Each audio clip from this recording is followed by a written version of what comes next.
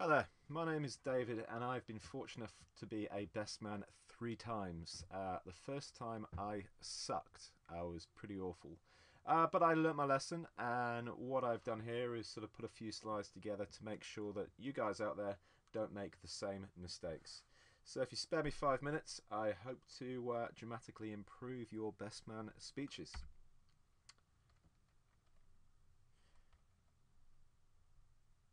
Okay, preparation. Before you actually start writing anything, just think about what the speech needs to be like.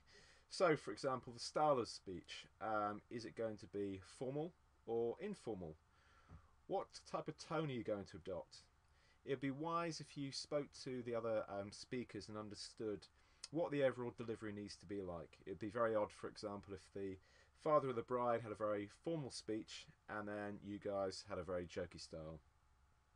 Next, understand how many speeches there are going to be. The more there are, generally, the less time you're going to have. So the key here is actually going out to discuss with the other speakers what they're going to be talking about. You don't want to go out there and repeat the same things. That is awful. Don't do that.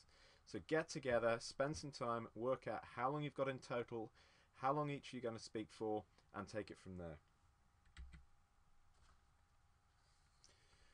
Okay, what about a few ideas for the actual speech? Well, you can go for the traditional, which works absolutely great. But one thing I did on my last speech was create a little bit of poetry. That may sound a little bit odd, but it went down really, really well.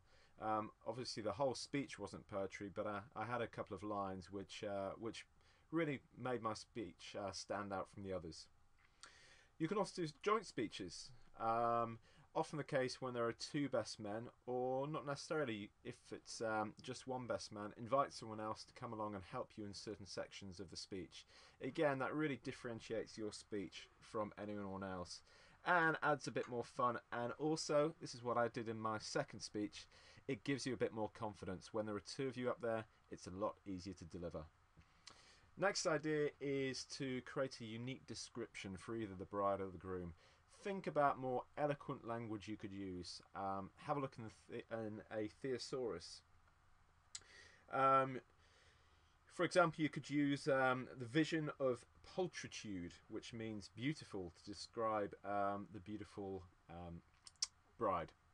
And finally, have a little think about some props. You know, you could put an egg timer out in the audience to mimic when the end of your speech should be going, or say something quirky such as, "Well, that's me halfway through," when actually you're a lot closer to the end. And finally, there are obviously some formal aspects of the speech which you need to and absolutely have to do. So traditionally, the best man will always reply on behalf of the bridesmaids' toasts at the end of his speech. You should also acknowledge the groom and his bride and the ushers, and for all the help they've provided. Finally, make sure you obviously congratulate the bride and groom.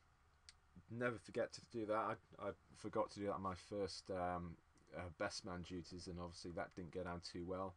And finally, make sure that you include, and you should actually go out and proactively gather messages for people who weren't able to come to the speech, to the wedding.